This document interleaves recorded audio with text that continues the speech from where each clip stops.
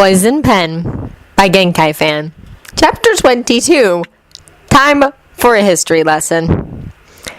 Albus Dumbledore sat in his throne-like chair in the Wizengamot chamber as the members filed in. Cornelius Fudge had called another session 3 days after the article in the Daily Prophet came out. Although Albus had been against the measure to issue an arrest warrant for Mr. Twist, he was curious to see what information had been gathered. If the Aurors returned with Mr. Twist in tow, so much the better. "Well, Cornelius, get on with it," snapped Augusta Longbottom impatiently. "2 emergency sessions in a week is a bit extreme even for you. So what is your knickers in a twist this time?" A few nervous titters could be heard. Cornelius looked pained as he stood at the podium. Picking up a parchment scroll, he read, "By royal decree, the warrant for the arrest of Oliver Twist is declared null and void." Several gasps and murmurs came from the seated members. "The body, known hereafter as the Wizengamot, is not invested with the authority to call for the arrest of one of our citizens for treason. Facts, as presented to us, show no acts of treason, but rather questions from a teenage minor concerning the rights of our citizens. Let it therefore be known..." A low grumble rumbled through the chamber as Cornelius paused. The scroll in his hand shook visibly. He licked his lips nervously as he glanced around. Never had he been so thankful for the protection charms on the chamber that prohibited spell casting by its members or spectators. In the past, several members had died due to hexing by irate constituents. After the last episode, the chamber had been spelled to quell all magics cast by anyone save the Aurors. He gulped a quick sip of water and then continued. "Let it be known that we, Elizabeth II, Queen of the United Kingdom, House of Windsor, are greatly displeased with the governing body of the wizarding world. Equality under the law is granted to all subjects of our realm, not to a select few. That this body so promotes such prejudices as to deny our citizens, fettered or free, legal rights under our laws due to blood status or heritage is against the laws of our Commonwealth and the treaties signed by your forefathers. It shall cease forthwith, lest you earn our further displeasure. The bodies of the Wizengamot and position of Minister of Magic are hereby apprised that if this situation is not corrected by the end of the year, then we will have no choice but to declare the magical portion of the Magna Carta, along with several other treaties, in abeyance. Should this become necessary, then the governing of the wizarding world will be returned to our proper rule, and all wizarding governing bodies will be disbanded." Cornelius Fudge cringed as he read the royal signature. A deadly calm filled the chamber. "Just who is this upstart muggle? What rights does she have over us?" shouted Lucius Malfoy as he and several other purebloods stood in anger while others began to speak. "By what right does she dictate to us?" shouted another. "Are you mad?" shouted Madame Longbottom over the pandemonium. When the noise died enough, she went on to say, "Did not your tutors teach you about English government? She is no mere muggle. She has been our sovereign since 1952. You would do well to remember this." "The royal family is from a long line of squibs," sputtered Madame Marchbanks. "Every now and then one of them has enough magic to get a letter from Hogwarts." "But there are no royals at Hogwarts now." "No," Albus interjected. "None of the current royal family have shown any signs of active magic." "So now what do we do? How did we get into this mess?" A very pale-faced Cornelius opened his mouth, then closed it.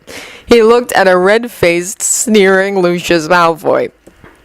Albus closed his eyes and bowed his head, stroking his beard. It was all coming home to roost. He would not be surprised if he received a summons from the Prime Minister soon as well. After all, he did preside over the Wizengamot, and it was his duty to keep Cornelius in check as much as possible.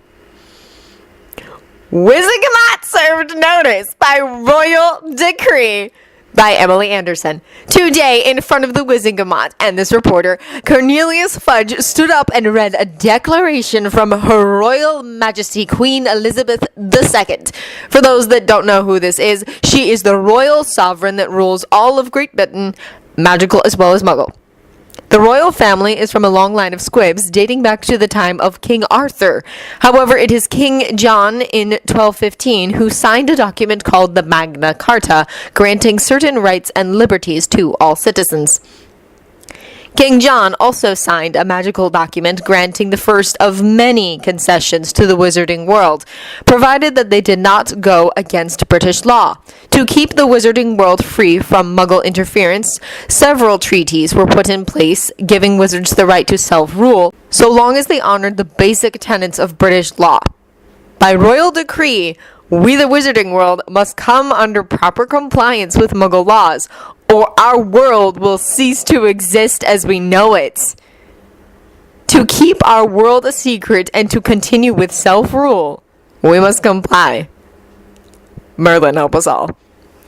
Lord Voldemort crumpled the newspaper in a towering rage. How dare they? Those muggles have no right to wipe away centuries of traditions just like that. He would not allow it. Lord Salazar Slytherin must be turning in his grave. He, as Slytherin's heir, would make them pay for their arrogance. After Dumbledore and the brat, of course. Arthur Weasley wasn't a man to be rattled easily. After all, he was father to two very resourceful and mischievous boys that thought nothing of making their brothers miserable. Well, he wished he knew who Oliver Twist was. The Weasley patriarch was torn with pride and dismay at the mayhem. In 6 months, the boy had done what no one else had ever accomplished. He had served the wizarding world notice that there was a problem, and if they weren't going to fix it, someone else would. The only good thing was the boy had managed to stop Molly from sending howlers. Merlin, that woman had a voice when she got going, but he still loved her dearly. A memo made its way to Arthur's desk. It was a standard memo by all accounts. After he deciphered the hidden code, Arthur realized he was called to a meeting. Deep in the heart of the ministry was a department that few had little knowledge of. The meeting room was narrow, with a long, well-polished slab of marble for a table with many wooden high-backed chairs placed around it. 8 hooded figures walked in. It was hard to tell how many were men and how many were women, as they all wore long hooded gray robes. The voluminous robes had concealment, comfort, and anti-tracking spells on them, as well as sticking and masking charms on the hoods. Their leader sat at the head of the table. Report. Everyone gave a report of the current situation, but no one had any idea who Oliver Twist was.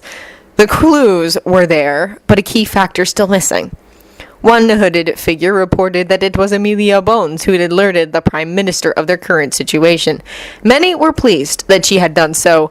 A few had hoped for a little more time to prepare. Enough, Croaker said. If all are agreeable, I would like to offer this Oliver Twist a position with us. Why? For one, he is good at concealing himself. Even we can't find him. He's intelligent, cunning, and thorough, and it shows in his reporting. He most assuredly can keep secrets, one of them added to the approving nods of the others. Again, look how no one can flush him out, despite the Ministry's and Dumbledore's best efforts. We have given him a good deal more information than he has used. Yet. True, but you will note how carefully he chooses the information he does use. Croaker agreed. Is there an agent at Hogwarts? There is, and even he can't spot who Mr. Twist is. Although he does have some suspicions, he reported that he needs firm evidence first before saying anything. I would like to know how the editors are getting letters to and from Twist, another said. Owl postal drop within Gringotts, came the reply. No, I don't believe he would send any sensitive mail by owl. Too easy to intercept, an older woman muttered. What does our contact in Hogwarts say? Well, it is the only private way available for a student to send mail. But how is he getting his mail? According to our agent, Albus has the all rewatched, and even he, according to all reports, is stumped on how it is done. Is it certain that Twist is a student? Yes, the way the articles are worded shows it to be a young person writing and not an adult.